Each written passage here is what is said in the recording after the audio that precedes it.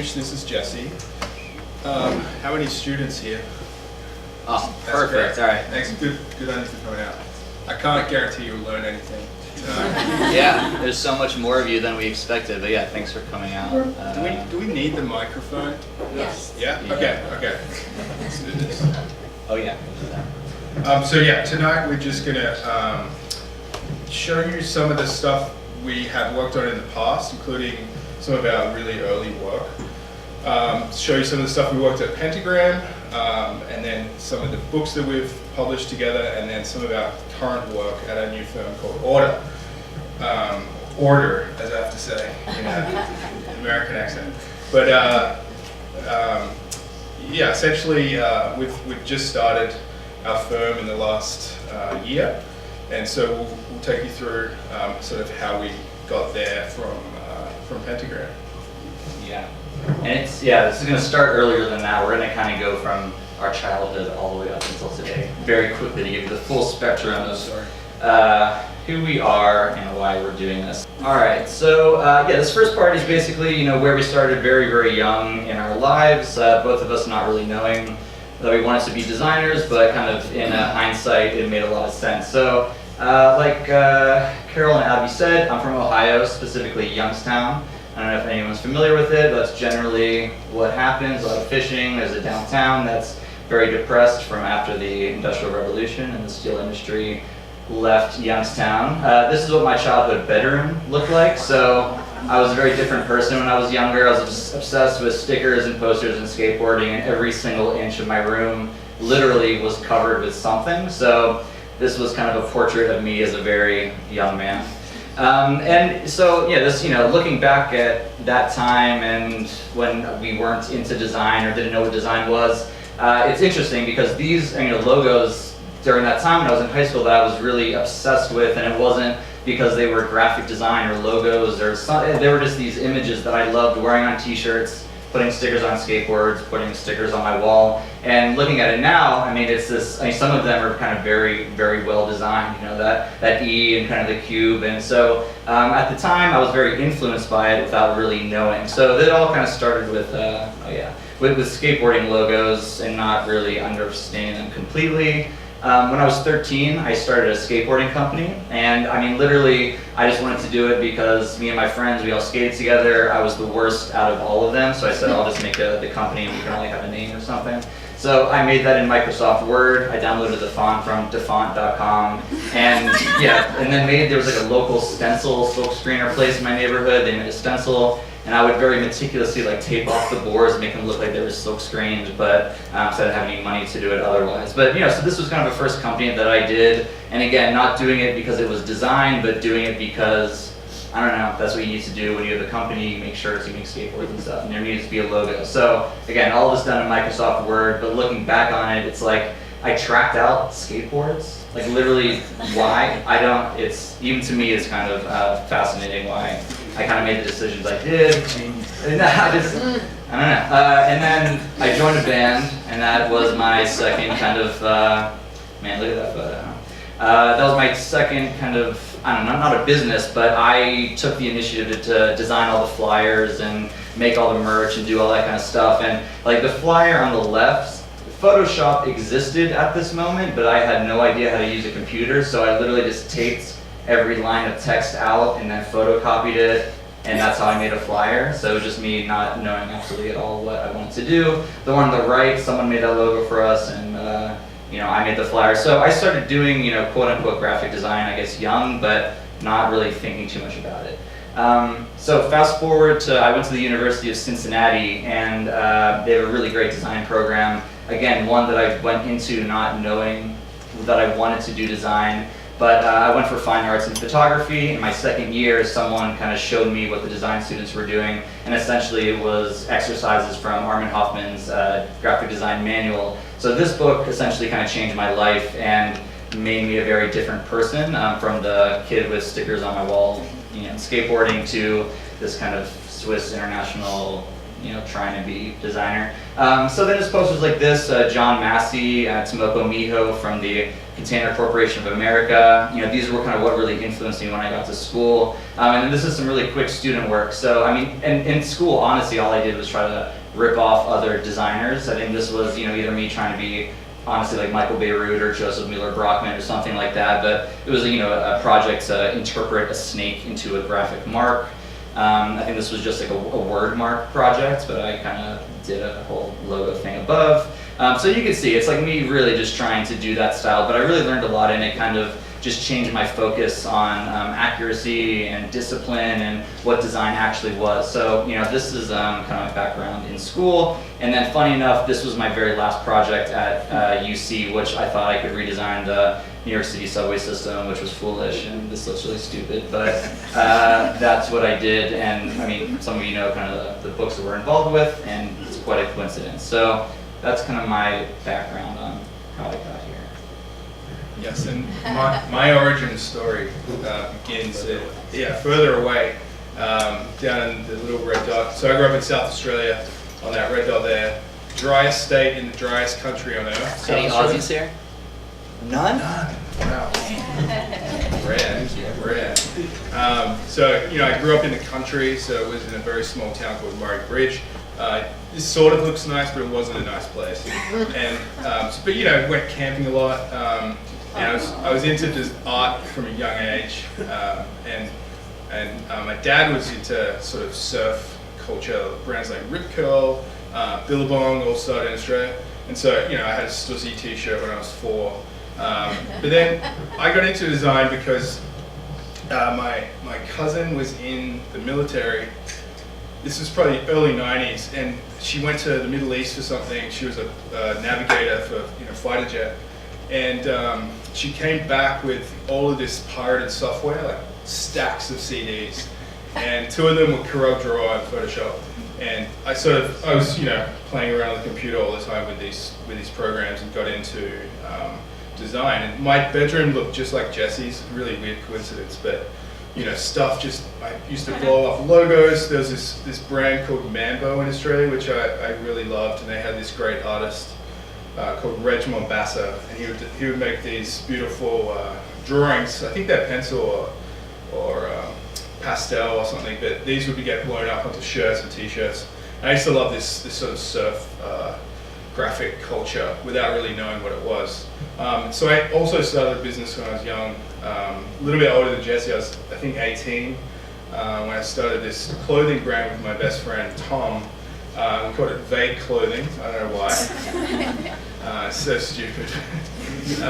And this was the logo I drew. I didn't know much about design, but... Influenced by David Carson. Yeah, maybe. And so this was our most popular design. I don't know why. It's just... I traced this face and then drew these lines, but this one went crazy. And we had like real shirts, and they were in shops. We didn't know what we were doing, but it was legit. And then Kristen Stewart got spotted wearing one of our hoodies once, and then just blew up. We still had no idea what we were doing. It was crazy. So then I went to school for design in Melbourne, and sort of like Jesse, this book, plus others, sort of really influenced me, and I got deep into the sort of Swiss design and ethos, sort of got sucked in and never came out. But this is some of my student work. This was a vodka bottle packaging project that we did. We would read the origin of the vodka through the vodka, because it was so pure. And then I did some signage programs, redesigned the City Circle tram. So you can tell I was good at photoshopping when I was young because of the pirated software. And then I actually did a publishing project in school as well. So I didn't realize there would be in books in the future, but I really enjoyed doing publishing work. So you want to take over here? Yeah. Oh, by the way, you said, could we get another beer? Possibly. Can't live without it. All right, so yeah, that's some of the background on really far back where we came from, and then we'll fast forward to, I don't know, it was 2011 for me. When did you start working at Pentagram? 2010. So, like most graphic designers in school, our dream job was also to work at Pentagram, and we both started as interns, which most people do, and we both got hired for Michael Bierut's team.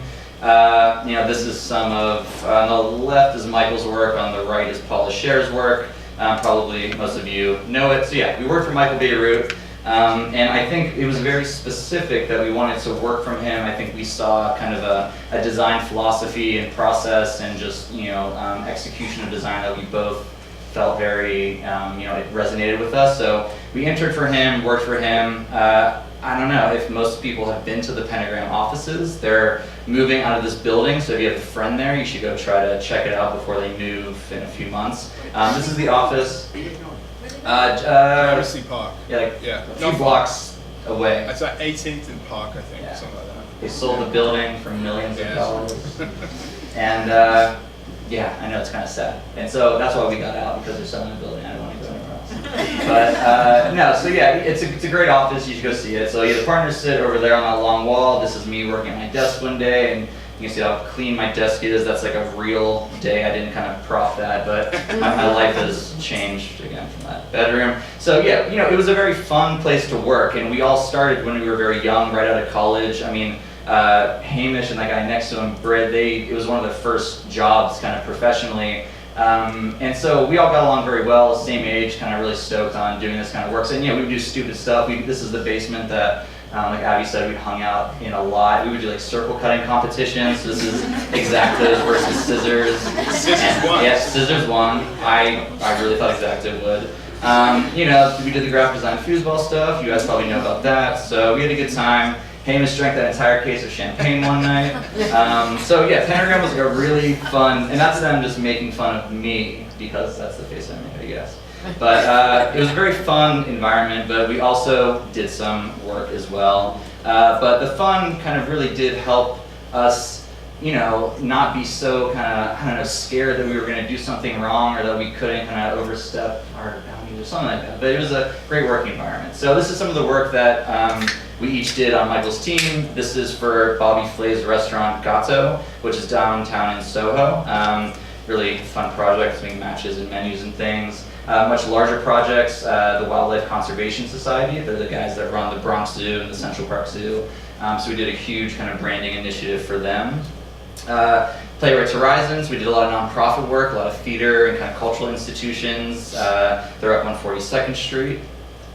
And then I was lucky enough to work with Michael on the Hillary for America campaign, and that's by far, people ask me when was my favorite project. This is definitely it. So it was kind of a secret project for a few months, and I wouldn't change a thing. It was amazing, so I'm really glad that Michael brought me in on that one. Oh, and then one of the last projects I worked on at Pentagram was a Jewish deli kind of inspired place in Washington, D.C. If anyone's from there or goes there, it's called On Rye. It's awesome, and we hired great photographer Bobby Doherty, who's the in-house photographer for New York Magazine, to shoot all the food. It's like very high contrast and very, very sexy pastrami sandwiches.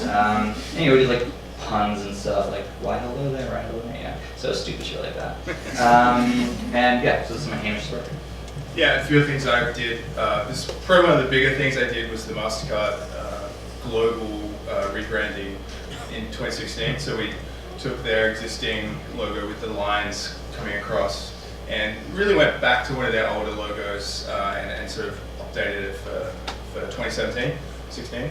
That was a fun job. I worked for a number of years with the American Institute of Architects. We updated their identity and created a custom typeface. Worked with a type designer, Jeremy McKell, for a few years. My favorite project was this, Walk NYC. So I was the designer.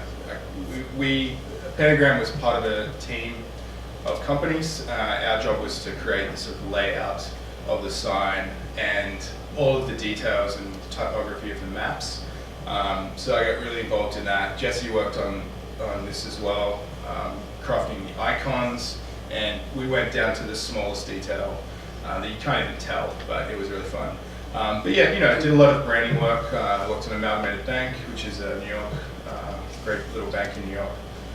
And another really fun project we did was Jesse did the icons again. We got to redesign every parking sign in the city. So we see our work everywhere, which is fun, and hopefully save some people some parking tickets. We did simplify everything. I won't go into it, but you can ask me. That's another time. So well, this is really, I mean, we started our new firm 9 months ago, and we're going to talk about that, but the way Pentagram works is that the project would sort of be assigned to a partner would then assign a designer to it, and the designer would then work with the client. It was a really, Pentagram doesn't employ account managers, so there's nobody sort of in between the client and the designer. So what that means is that the designers really get hands-on experience dealing with the client. There's no loss of information between the two, and it really teaches you how to run a job. So the whole time we're at Pentagram, we're sort of in training to be able to run our own studio, which we ended up doing. And so, it's an amazing place like that, but what that creates also is more work. So you're not only doing the design and the production, they also don't have production people, so you're doing the design, production, but also the client and everything else that goes with that. So there's quite a lot of work there. But Michael Bierut, we can't speak highly enough about him. He's our mentor.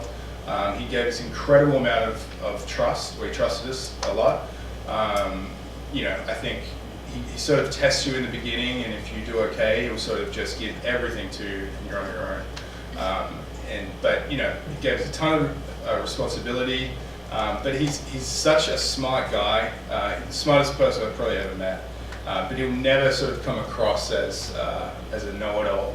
But he's always just an amazing encourager and amazing guy. So if you ever get to hear him speak or meet him, I really encourage you to. He's much better at this than we are. So, we each spent probably, I spent 6 years at Pentagram, Jesse spent 5 years, but before we left, in 2014, we had this sort of discovery, and that's what we're going to talk about, and that's how we started our publishing business. Yeah. Since no one raised their hand that has the book, this might be new information to you, which is great because I feel like we're repeating ourselves a lot. But right, so our kind of partnership together started unknowingly in 2014, or I guess no, before that, a couple years before that, so 2012, 13, we found an original copy of the NYCTA Standards Manual designed by Massimo Vignelli and Bob Norda. Massimo on the left, Norda on the right, in the basement of Pentagram. So it was, probably they were a client of Pentagram's 20 years ago, and it was like stuffed in a locker under gym clothes and trash, and we pulled it out, really couldn't believe what we had found, and so really quickly, not really, just naturally, Hamish and I said, hey, we should put this kind of out into the world, other people should see this, other people should read it, it's really an amazing document. You can only see one of these if you have it in a private collection or like under glass at MoMA, so it's a very rare document. Yeah. So can I say? Oh, yeah. I should say, if you don't know what this is a manual about how to design the signage in the subway system. So the real quick backstory is there used to be 3 separate companies or more running the subways in New York, and in the 60s they were consolidated. The government took over, and those 3 companies were merged into the Transit Authority, or NYCTA, Transit Authority.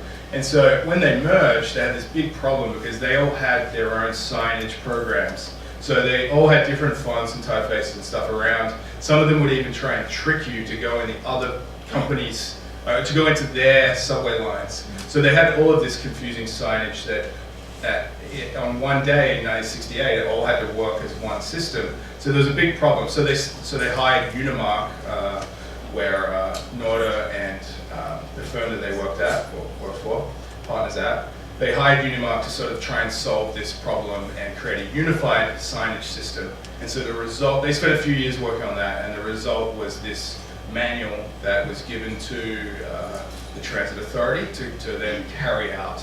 And so the signage that they designed is more or less the same as what we have today. There's been a lot of updates and changes to it, but it's essentially the same thing. You recognize the 1, 2, 3, 4, 5. The numbers are all done the same way. The typography is very similar. So that's the quick story.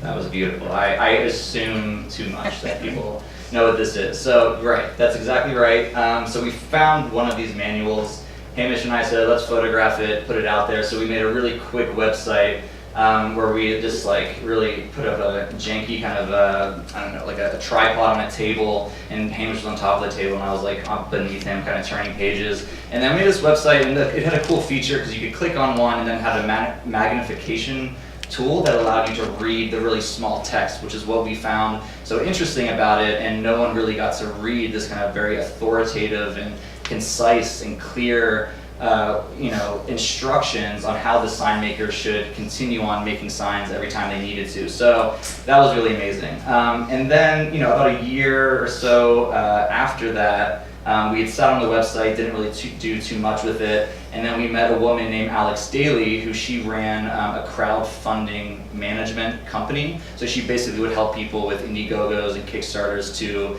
manage the campaign, to set their goals, to fulfill what they needed to do. And we told her, the story. We found this manual. It's really famous. Designers love it, and we'd love to do a book, but we don't think we really could. And she said, "Oh, it's perfect. Like you should do a Kickstarter." So she's the one that really kind of drove us to do it. So at the same time, the MTA was our client because we were doing all that walk NYC stuff and some other things. And so we just asked them, "Hey, we have this book. We'd love to reissue it. Is it okay?" And they kind of gave us permission to do it. We explained Kickstarter, and that's how it happened. So Hamish and I had to learn what Kickstarter was and how it works, and Alex helped a lot with that. The first and kind of most important thing that we did is we made a video that explained what we were doing, the history, and why it was important. So we employed our lovely boss, Michael Bierut, to essentially be the narrator. Hamish and I aren't even in it. I mean, we're in it for like 2 seconds with our faces down. We showed renderings of what we thought the hardcover book would look like. So this is a fake rendering that we kind of did in Photoshop with Hamish's skills from when he was 5. And so we launched it, and it got much more publicity than we thought. I mean, we did have a plan, and again, Alex's team helped us kind of find the right people that we should pitch this to. And so Slate was one of them, so they kind of wrote about it. And then, we did a bunch more press, and it was a 30-day campaign. We asked for $108,000, and at the end of it, we raised about $800,000. And about 7,000 books that we printed. So the original goal was so that we could print 1,000 books, and we thought that was a very far stretch, and it became much more successful. So then we actually had to make the thing, and if we knew one thing, it was how to print and produce a book. We didn't know logistics or publishing or anything like that, but we knew how to send files to print and make sure it was really beautiful. So we went to Verona, Italy to print the book, and this is one of the press guys there doing quality control and checking, every 50, 100 sheet to make sure it's printing accurately. And that was an amazing experience. So that was kind of the first time that we went. And then at the very end of it, you get, if no one's familiar with how books are printed, they're printed on large sheets like this, trimmed, folded, bound, and that's how you get a final book. So it's not an individual sheet. So going from that very, that moment when we found the manual, made a website, and then had this idea to do a Kickstarter, and then up until this, seeing it printed out, laid out like this, it was a really amazing moment. Like, wow, we actually made this thing, and it just kind of gave us encouragement to keep on making more stuff. So, I guess you want to say any more about that? These are some spreads from, I'll just flip through. Yeah, and you can see, so what we did was take out, the original hat was in a binder, so you can see actually on the left the holes. So we would take out each sheet and scan it. We had to scan it twice because it wouldn't fit, and then we had to join them. It was a nightmare. But we eventually joined them all up, and then we would, just lay it out on the right-hand page, just like it was in the binder, but obviously in the same order and things. The binder had on those colored pages, if you go back, the original binder had glossy, thick paper that was perforated. So we also swapped out this section for glossy, thick paper. And so we tried to mimic it a little bit to the original, but we printed these in PMS colors like the original, and at full size as well. It was a huge book, 13 inches. So that was, we sold, as Jesse said, 7 times more than we expected. We weren't expecting that at all. It was a total shock. And it was a little bit daunting, to be honest, because we had to then make 7,000 books, and we did know how to do books, but it's daunting to make that many and ship them all over the world. So we just went for it. So, when you do a Kickstarter, you get all the money at once. They just give you the money. And so we had $700 and something thousand in the bank. You had to start. We had to make an LLC. But we have day jobs, so this wasn't like our new company or anything. But we did this LLC, and then the books went out, and it took us about 6 months, and we fulfilled them all. And then we didn't really have a plan for it to make a business. We didn't know what we were doing particularly.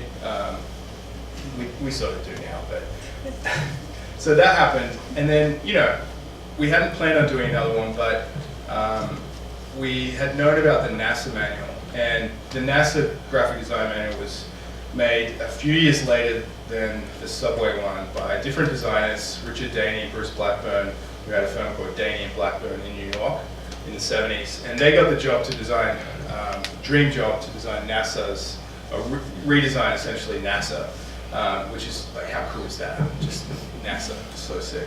So we emailed Richard actually. We found his email online, and we said, hey, we're the guys who did the Subway book, Vignelli book.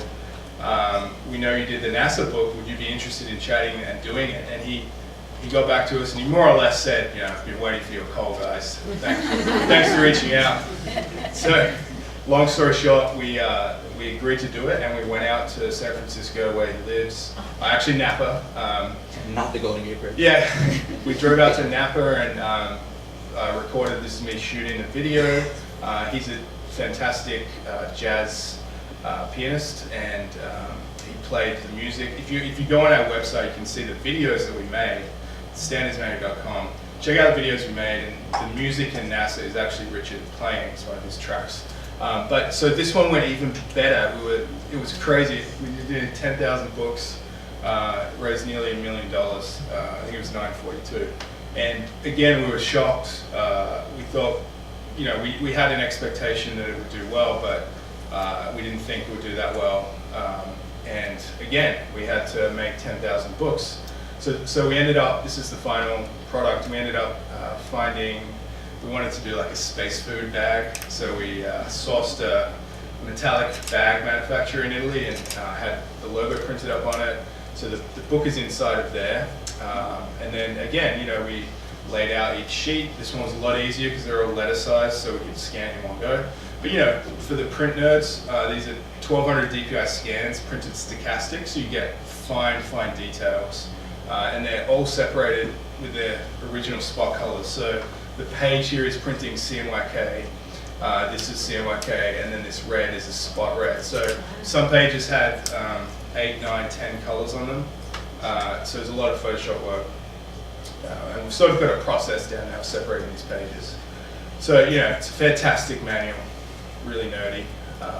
And these are the 3 that we have that we did early on. So This is the comic. sorry, yeah, this is the comic. So what we did, the original one was 13 inches. We got emails every day of people saying, "Oh, I missed out. Can I get one?" And we said, "Well, no, it's limited edition." But 2 years later, we decided to do a smaller version, and so we took out the essay in the front. We, made it 70% smaller, and we called it the compact edition. So we sell that now. We actually have one of these to give away tonight. To pay attention, because there's a question to win it. This might be a little hard to see, but this was our sort of 3rd little title, symbol of the American Revolution bicentennial, designed by Bruce Blackburn. And so he was the guy who worked with Richard on the NASA logo. He then went on to design this a few years later. It was basically the logo for the 76 bicentennial in America. And this one we reproduced as a facsimile, so we printed it as if it was the original. But again, spot colors. We put a little essay on a dust jacket around it. We found some vintage original stamps from when it was produced in the 70s and stuck those on. This one, we have a few of these left. They're still on our website. And then we had 3 books, and so we said, okay, we probably should do a website, and we started selling them on the website, which we still do now. So it's turned into a sort of accidental publishing company, and we're really happy about that because we love making books. So Then this year, we did our third major title of the EPA standards manual. And so this is the finished product. This hasn't shipped yet to backers. These are actually the first time we've ever shown these photos. So this one comes in a cardboard slipcase. There's an introduction in the front. Steph Geisbiller, who designed it, is in there. It was designed by him and Ivan Shemaev and Tom Geisman. And so, again, this one is the same thing, essentially, but, it's a beautiful manual full of beautiful stuff. And then in the end of the book, we always like to put in some extra stuff. So it's not just reprinting the pages. And in this case, we found a photo series called Documerica, which was commissioned by the EPA, and they sent out a bunch of photographers in the 70s to sort of document America. And the captions are amazing. This one says this one on the right, there was a fuel shortage, and these guys were protecting gas or something. So amazing stuff. And it was sort of to document the country. So we put in a bunch of those photos, and they're in the back of the book. So that book's going to be available next October 30th, I think, on our website. We'll be going out to the Kickstarter backers before that. And then finally, this year, we did our first book that isn't a standards manual. You want to describe this one? Yeah. So, we've done all these standards manuals, and there's been other people who have done standards manual reissues on Kickstarter. There's an IBM one, there's another NASA one. And so, even we are kind of getting exhausted of them a little bit, and there's kind of fatigue. And so we thought, can we do some other books that are somewhat still related to this preservation of objects and design and artifacts? And so we have a friend named Brian Kelly. He's a photographer, and we met him during the first Kickstarter project because he, mutual friends, and he was running this kind of Instagram account called the NYCTA Project, where he would go around and collect different ephemera and memorabilia from the Transit Authority's history. So, hats, gloves, the tokens, brochures, advertisements, all this stuff. And so that was a long time ago, and just recently we said, hey, that would be a really great book and kind of a good little transition into us publishing other titles that aren't standards manuals. And so you can see for the cover, no publisher in their right mind would make a cover like this for what you're about to see is on the inside, but obviously inspired by the standards manual. It's called NYCTA Objects. And essentially it's just filled every single page with these documented objects from the NYCTA's history back to when they were 3 different companies up until 2017. He's a collector. He's kind of an obsessive collector, so he finds things on eBay's. He'll go, on the subway tracks and kind of ask the different workers if they have like a bag or a patch or a jacket that they can give him. And he's just these like fire extinguishers, and he's really amazing stuff. So it's kind of a history of the Transit Authority in a non-linear, laid out fashion. There is no really sequence to it. Was that? No captions. Yeah, no captions. It's kind of just as if you were rifling through this huge box of collected material from the Transit Authority's history. So we just put this on pre-order on our website, and it's going to be shipping on October 16th. We're really happy with the way this came out and kind of just the first departure from doing standards manuals. The Supreme card, I don't know if you guys remember this, we're going for like $1,000 just because it says Supreme on it. So, and we love that it's always this kind of pairing of this kind of 2017 objects from I don't know if there's a date, I guess 54 and 55. Maybe that's a date. I don't know. We get these very kind of old and new objects paired next to each other, and it turned out really well. So, and then at the very end of the book, the last page is our standards manual that kind of started the whole thing. So, that's kind of the first array doing that. So, between 2014 up until today, we've released 5 titles. We've raised over $2 million through crowdfunding. Just ourselves, we have over 100 retailers, and so we contact museums and small shops all around the country and the world actually, and that's just kind of from us reaching out to them or them reaching out to us. And then in May, we opened up a brick and mortar retail store up in Greenpoint, Brooklyn.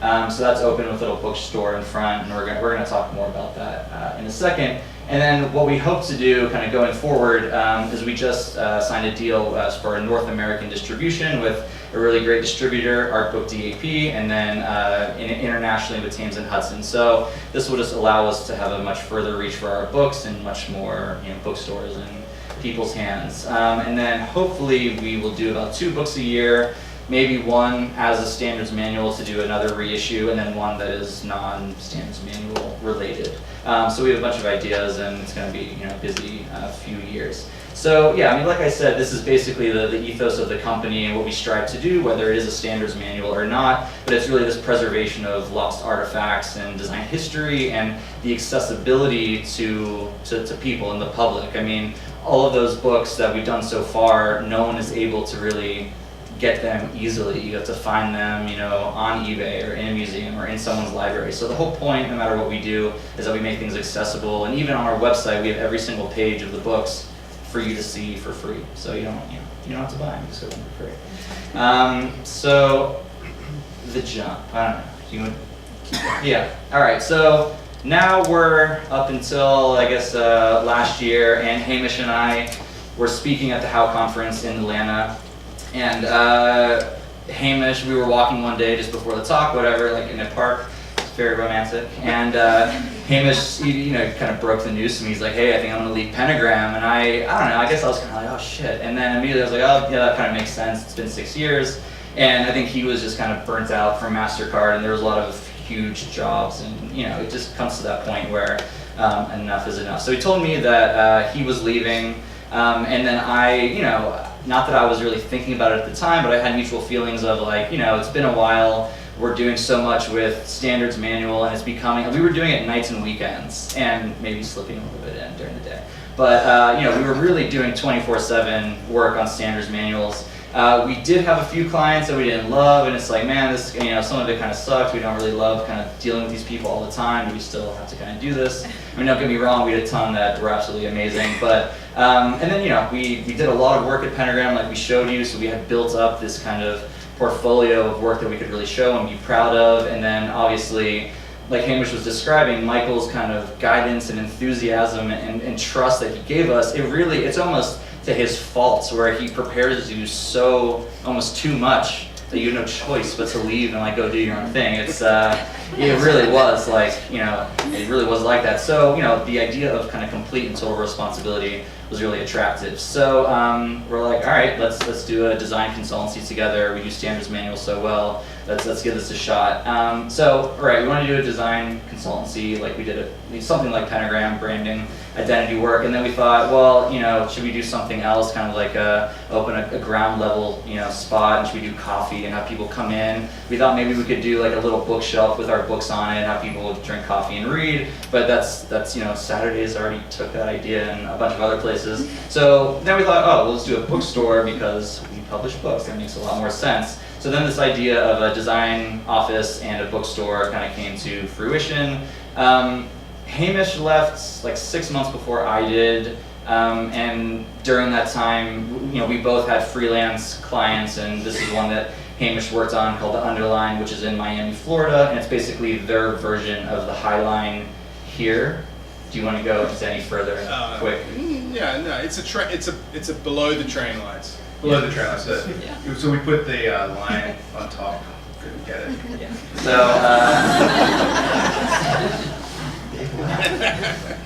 So, and it's a really big job. There's big signage, on a bridge that's no small feat. So, it's a serious client. Another a company called Enigma, they're data scientists, and so Hamish had done some consulting for them before, and then I did this kind of icon set, and they were kind of an ongoing client. And then one of my dream clients, I was a huge Blink-182 fan when I was in my younger years, if you couldn't tell from my room. So Tom DeLonge became one of my clients, if some of you know who he is. So he left Blink-182 and started doing this, he owns like a media empire kind of, but wrote all these books about declassified UFO information from the US government. So if you're a Blink-182 fan, remember like the song Aliens Exist, like he was for real. Yeah, and so his wife actually got in touch with us saying, hey, I'm Tom DeLonge's wife, he loves NASA. He's turning 40. This would be a great birthday gift. And we're like, yeah, we'll just give you whatever you want. So we sent it to him, and then he got it, and then emailed us back saying, hey guys, I'm doing these new things, these new books. I love the aesthetic of NASA and the things you guys do at Pentagram. Do you want to design my book covers? So we did book covers for him. That was awesome. Right, and then this kind of goes into how the philosophy of our consultancy, of our office, and like what we wanted to do and what we wanted to kind of have as the backbone of the work we wanted to do. So Massimo Vignelli has this quote: if you can design one thing, you can design anything, which, for the most part is true. You can conceptually design something with the same kind of fundamental rules and principles, from graphic design to interior design to architecture to whatever it may be. So this was kind of a guiding force for us. From that quote, this is us thinking about names. We thought, oh, should we just be called everything and just design everything? And then we soon realized that we couldn't design everything. And so then this line kind of popped in our heads, like everything is in order, and thinking about what we really do as designers. And we're actually pretty like boring designers. We just like to put things in grids and put them, align things. And so we're not too expressive. So really what we do all day is like put things literally in order. And so that got reduced down to order. That became the name. And literally we thought of this seriously within like 20 minutes of on that walk deciding he's gonna leave Pentagram, we're gonna start this together, let's think of a name. Okay, it's order. I'm not even kidding, we registered the domain name and got email addresses that walk. It was so, there was no turning back. And then later, we just went to a bar and got so stoked and just started, drawing logos, and more or less it came out like one of those. So we get invested very, very quickly in things that we want to do. So we have this name, and obviously, and so, we like to make these big brand extensions of things and see how it can work as a system. So we started, making this whole list of other things that had order in it, and some of those, I don't know if we're ever going to use them. Like what I think our website is the out of order, the 404 page is going to. Yeah, it will. Yeah. So we'll use those for something one day. Right. So January 1st, 2017 is when we officially established the company. There's two partners, us, and for anyone, so this whole talk is kind of like how we did it or what we did to get to where we are. And I would say one really great piece of advice, if you're going to go start your own company, get a legal counsel and an accounting firm. And design and thinking of ideas is great and one thing, but you really need to know your shit when it comes down to legalities and money and stuff, which we didn't know anything about. So that was, those things were very important to us, kind of taking the leap and starting the studio. So, I don't know, we made business cards and that became official. And then this was kind of our list of things that we had to do when starting this company, right? So we'd get clients because we didn't have any except for Tom DeLong and a few other ones. And then really we'd like find an office, design the office. I had a friend who was an architect, so we hired one. And like all this stuff that's just not designed. So really if you're thinking about leaving and starting a design firm, get ready for all the shit that's not designed. Because you have to like install like an air conditioner and you have to furnish it and hire all these people. So we hired a coordinator and a designer. So we have two staff members. Nick Stover's in the audience. He's our designer. Yeah, he's great. And then, the whole become a retailer, that was us deciding we wanted to open a bookstore, design stuff, and open, right? So we did all that, and we opened up. This is the original sketch of the office layout on the far right of what we wanted. So we had this idea of a very compact space, store in front, desks in the back. And then, it got really real when we worked with my friend who's an architect, and she helped us really lay out the whole thing in a very professional way. I feel like I'm saying, do you want to take that? Sure. Yeah. This is the empty space. Yeah, so we found a space by just walking around. We realized for what we could afford in the city, in the city in Manhattan, it was going to be tiny. So we started looking in Brooklyn and found this great spot in Greenpoint. So this is in, I think, February, March. I think there's snow on the ground there. But we found this space. We got the keys. I think like a theme here is that we just do shit. We just do stuff maybe too quickly, but we just both love just getting stuff done fast and just moving ahead. So somebody came and took photos of us. I mean, this wasn't us. We didn't hire this. We didn't hire this. It was for a magazine, but they're lovely photos. So we, as we were renovating, as Jesse said, the plan was to do a bookstore. So the front 1/3 was designated as the store, and the back 2/3 in the backyard was going to be our office. So we had our books that we had published, and plus the other one.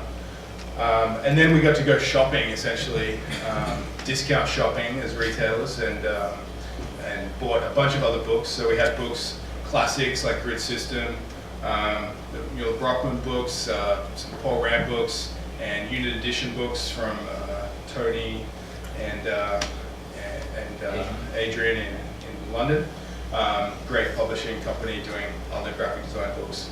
So it was fun. We got to go and pick our favorites, and then this is the finished shop. So on one side you have all those other books. They're all graphic design books, by the way. There's not a single architecture book or illustration book.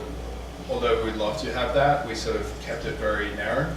And on the other side, on the left here, that's our section, so with our books. And it's a nice little space, very compact, but you're welcome to come by any time. You can read. We have people come in every day and just sit down and read stuff, which is great. And so then if you pull back, you can see those shelves in the front, but this is our office space. So we have just a central desk with the four of us there. There's some extra desks on the side if we have anyone else coming in, but we kept it very simple. Vito 606 shelving system, if anyone knows, Peterams. So our work that we've been doing is, since we opened, is very similar, I guess, to what we're doing in Pentagram, which makes sense because that was our portfolio. But we do a lot. Our favorite thing to do is brand identities. So logos for companies. We do branding for the companies too. We've done environmental graphics and wayfinding. We love packaging and editorial work, and websites. So we're not like very philosophical designers. We're kind of simple guys. We just like making logos. So, but we do say that we try not to follow trends at all. Everyone says that, right? But we really hate copying other design work. I think it's a big problem in the industry, especially, I got to say, with younger designers on the internet, just going on the internet and finding other work and copying it, not good. So we try not to do that at all. We are very honest with our clients, brutally honest sometimes, to a fault.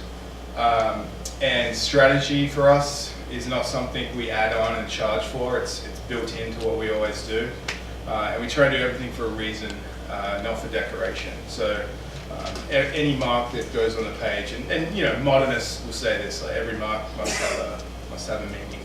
So everything we do, we try and have some idea behind it. We're all about the idea, right? Every project we do, there has to be an idea. You can't just do a logo that doesn't have some sort of reference, historical reference, or some sort of trick or something in there. We hate doing stuff arbitrarily. So the way we work, the way a bigger agency would work is there's a client, obviously. You can't have business without a client, and then there's partners, creative directors, there's account people, project managers, seniors, juniors, all these people, all these layers. And we saw that at Pentagram in other firms who we maybe work with or whatnot, and we just saw a huge amount of waste. And so Pentagram cut it down, we cut it down even further. So we just have client, we have us, and we're the designers, and Nick is our designer too, and then we have a coordinator, and that's it. And we do all the work. There's nothing's lost in translation. We can keep the quality very high. Obviously, it's not a scalable model, so we're going to have to stay small if we want to continue doing that. It's scalable to an extent, but we couldn't be taking on 100 jobs with this model, but we're aware of that. So some of our recent work. We can't show all of it because not a lot of it's finished yet or released yet, but we have, I think, 5 or 6 projects. So this was our first one that we did for a company called Maud, and the logo for them is an M. We moved the stem of the M up into the middle, and so they actually make condoms. So if you thought that looked like a dick, it's okay. Because it is.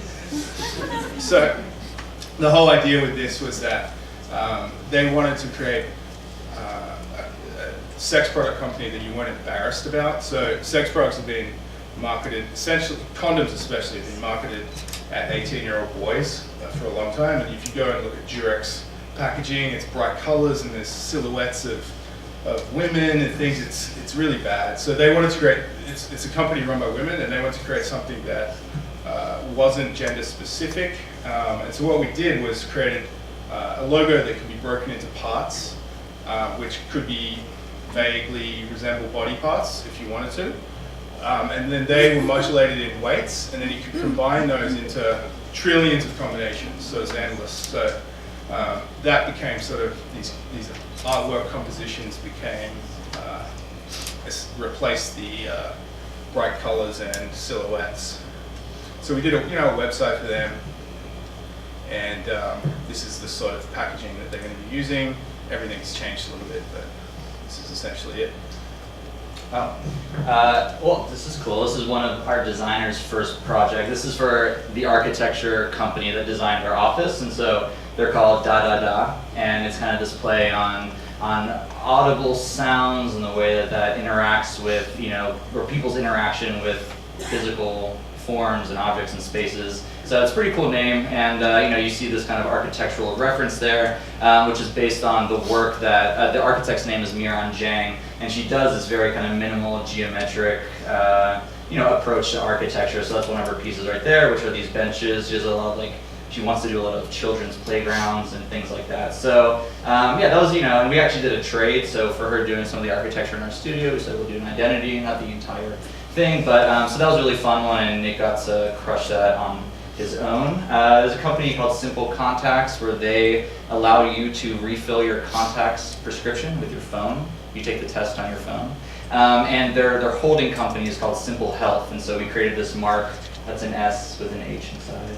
And they're going to have a bunch of other kind of verticals that are like Simple Hair and Simple Skin. So it's a very kind of extensive brand system. And then things like their packaging and their marketing materials. And we do a lot of brand guidelines for all the clients that you kind of will see right now. And that's basically the main deliverable that we give our clients is a brand guidelines. And so we take a lot of references and kind of support from those manuals that we are reissuing and kind of see how it impacts what we do today. So that was Simple Contacts. This is a project that I did back in 2011 that has now a new life. It's called Chip Slip, and it's these sheets that hold Pantone PMS chips, and so you can put those back into the Pantone binder and then save your chips so you don't have to throw them out. So just recently Pantone contacted us and said, hey, we saw your thing that you did a long time ago. It's in 5 years. I can't believe just now they contacted us, but they wanted to make it an official Pantone product. So now they're going out in all of the binders kind of going forward. So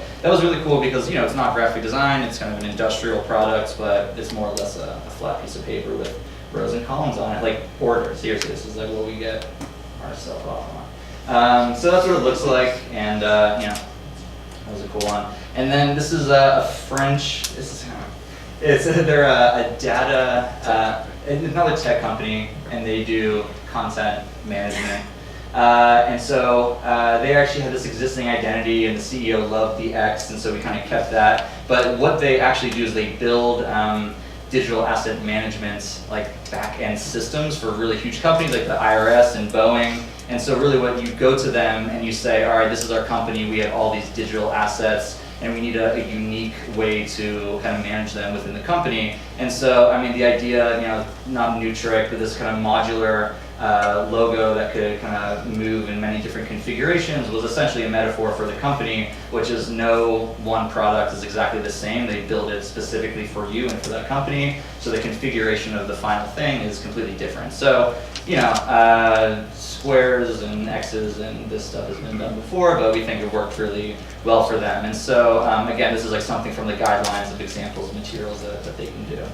And then we did this photography scheme of different examples of networks. So that could be road systems or disposal systems or airports, and that's the kind of photography that they're using.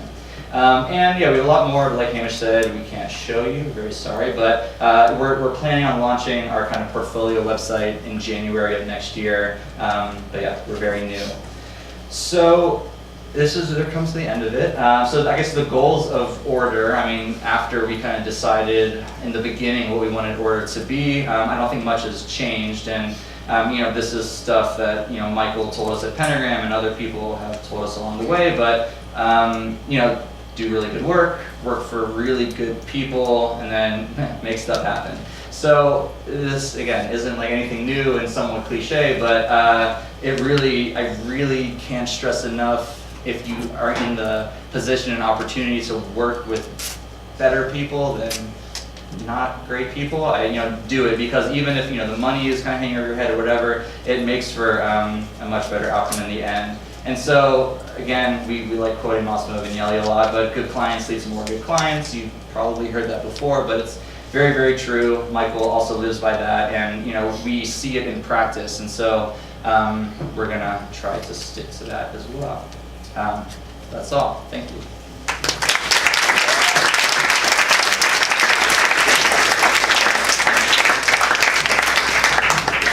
Yeah, thank you. So I said we had a book to give away, which we do, but we actually didn't mention the answer to the question in the talk, so you have to really know your stuff.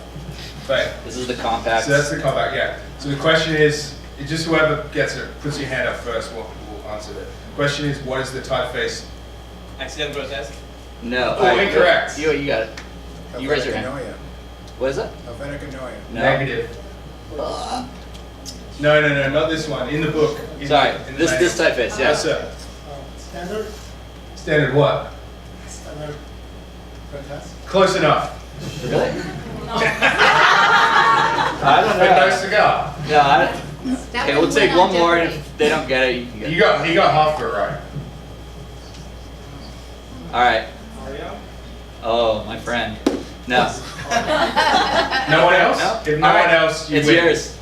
Okay, Okay, congratulations. it's standard medium. Standard so you medium. Got, yeah, standard medium. So that was the original one.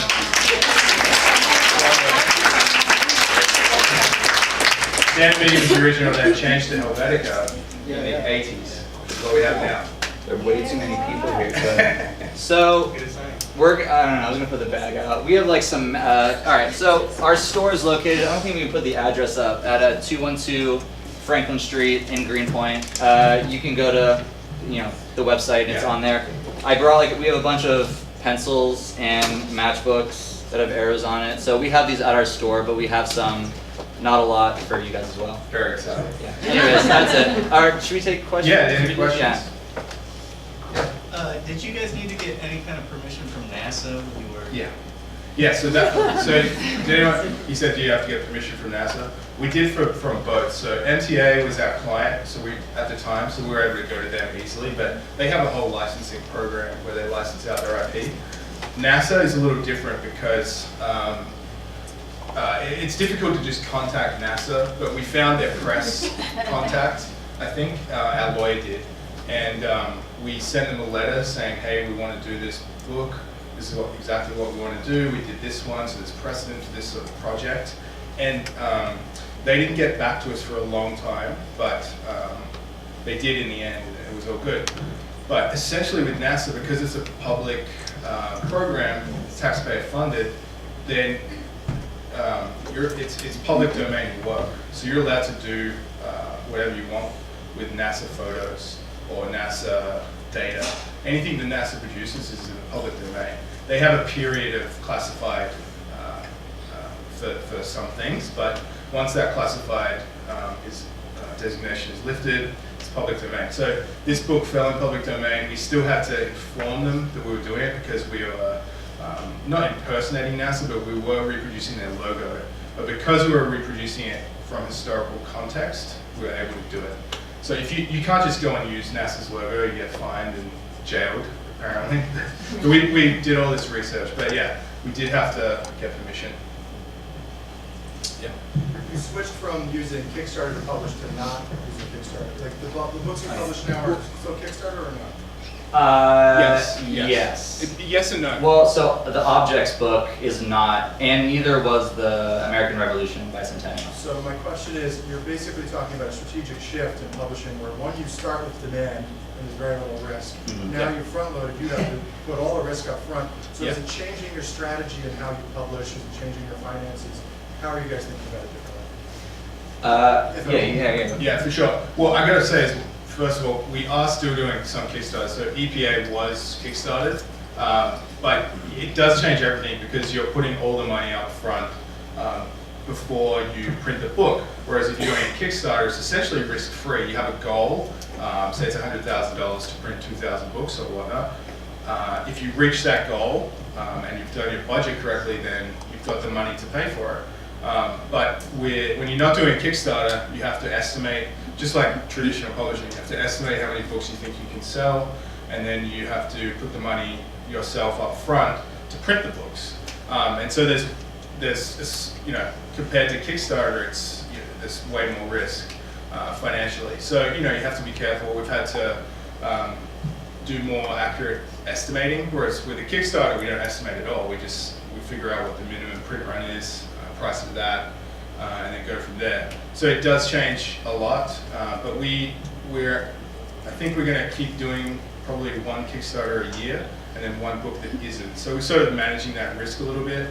But we love Kickstarter. It's a great way to fund projects, and it does take some of that risk out. But the problem with Kickstarter is it's so much work. You have to create a video. You have to do just so much getting press around it. It takes months and months of hard work, which we're not scared of. But I wouldn't want to be doing it twice a year.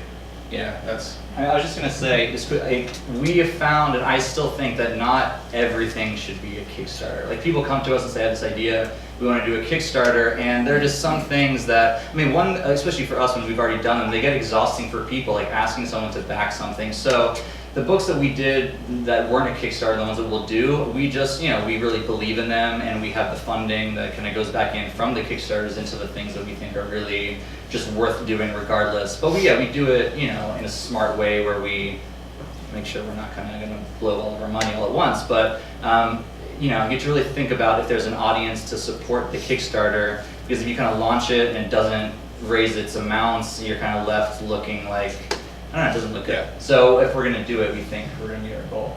Yeah, that's the thing with Kickstarter. If you do a project and it fails to reach the goal, it stays on the internet forever. Whereas as long as Kickstarter's around. Yeah. So your name's going to be on this failed project, so be very careful about launching them without fully preparing. Yeah. Yes, sir. Do you still print everything in Italy? We print most of it in Europe still. Some of it we've printed in the US. But we've found with the first book, the reason we printed in Italy was the first book was 13 inches square. We went about 20 printers in the US, and we could not find one that could bind a book that big. And that's because the binding machines in the US max out at like 12 inches. And so the Italians still had a manual binding facility where they would hand bind these books. And so that's what we did. And luckily also the Italian printing industry is very mature and super high quality. I would say best quality in the world. A lot of European countries have great printing, but the Italians are great. And so we print around Verona, and there's a whole industry around there with binders, screen printers, cloth manufacturers. There's sort of a big industry around that. So that's why we print that. Where in Italy is that again? Verona. Verona? Yeah. It's Romeo and Juliet. Yeah, Verona and Vicenza around there in the north. So it's in between Milan and the water city. Yeah, Venice. Yeah. Could you say a little bit about the value of the objects or the books that you're putting out into the world? That sort of extends like the value that extends beyond the design community, because like making the decision to release the EPA standards guide at a moment when talk about doing away with it. Like there's a lot of value, especially if you're putting out 2 books a year. How you're sort of choosing that, and the sort of values that you guys share. That sort of drive that. Yeah. Right, the value. Well, so I do think, each one has a different value into a different audience. The thing that we found is that even though we knew designers would be the audience for like the transit authority and NASA, we found these other audiences being their eyes being open to even what like graphic design does and what we do as a profession, and that these guidelines actually exist that they didn't think it did at all. So like the signs, for example, the fact that, you know, New Yorkers ride the subway every single day and they look at these signs and they think just they come out of nowhere and then a sign maker somehow makes them, and then they see this very planned you know, rational approach to the way that they're made. That was a really good education for, I think, just New Yorkers and the general public on how things are made. And then, you know, NASA, you know, space enthusiasts, they're kind of into that just because it's space related. But again, I think like I always kind of like seeing under the hood of design. Most people aren't aware that for every brand that they see out there, there's actually a large kind of thought process that goes into the strategy and the way that it's deployed. And then yeah, the EPA, I mean, that one was really important because that was at a time where, you know, the NEA started the Federal Graphics Improvement Program, and essentially their NASA was the first one. Yep. Yeah. So they took, you know, things like the U.S. Postal Service, the IRS, the national parks, all these government agencies that weren't getting the amount of attention that they should from a communications standpoint, and they put money into, you know, giving them the attention that they deserve. And so I think just, you know, the EPA was this kind of advancement in trying to really educate the public on the impacts of environmental impacts on the country, and that's really what that program was trying to do. And so before that, it didn't look official, it didn't look authoritative, it kind of lacked any sort of aggression. And so I think the design in that was trying to kind of help government agencies look more legitimate than they were. Yeah, and that program, the NEA program, was in the 70s. It was a Nixon era program, and we're really into that idea of design for government and or for public good. And you know, their dream projects like doing the NASA branding or EPA branding, it probably wouldn't happen now. So it's a really interesting period in design in America in the 70s with that program. It was led by Nancy Hanks, if you want to research her. She was sort of the pioneer of this program, and Nancy was the spearhead behind this. And they did dozens of government agencies and rebranded them and helped them communicate better. And we're really fascinated by that era. And there's, yeah, if you just Google NEA Graphics Improvement Program, there's some cool stuff. Yeah. Do you get a lot of foot traffic for your bookstore? Oh, I totally wouldn't want to rely on foot traffic to pay the rent. It's not. We probably have 5-10 people come in every day, but we're on Franklin at, you know, the northern end, if that. I don't know how bookstores make money, to be honest with you. I mean, it's like it's a fun project for us, and again, we don't rely on it for income, but yeah, I don't know how bookstores stay in business. I have to be honest, like having run one, I mean, the margins are very small. So it's really just us, you know, fortunately, we're able to do this other work and then still have this resource for, we really want it to be for students, for younger designers to see what we think are the kind of the best books in graphic design to be learning at, you know, an important part in someone's career in the beginning or even later on. I mean, I think there's kind of something for everyone, but yeah, Saturdays are our busiest day, but man, if it was only a bookstore, it would not survive. Yeah. But we love books, so we do it. But you know, so we have an online store, so we sell books on there, which pays the rent. But that's how we're able to do the bookstore. Plus, our design business pays the rent as well. So, yeah. It's just you guys, and it sounds like this company is your baby right now. How are you guys balancing like travel and stepping away from your work? Yeah, well, it's tough. Good example is last week, I went to London for a week and with my girlfriend, and it was supposed to be sort of a vacation. I was getting a new visa. We had a few meetings and stuff, but it was you know, supposed to be a little time off. And then we got, one of our clients said, hey, we need to do this thing this week. We have 3 days to do it. Are you in? And I was like, yeah, I really want to do it. And I said yes. And so I spent the entire last week in the Airbnb at the desk, working on a little laptop. And so, you know, that stuff happens when you're the owner, but you just have to say yes sometimes. So it's all for the greater good, I guess. I went on tour with my band last week, so we still find time to do stuff. Yeah, we find time. It's fine. And we're not like midnight workers. We get out at 6 pretty much every day, and we become good at managing time. Yeah. One more? Yeah. This is kind of silly, but I want to know if you guys have designed anything with Google Fonts.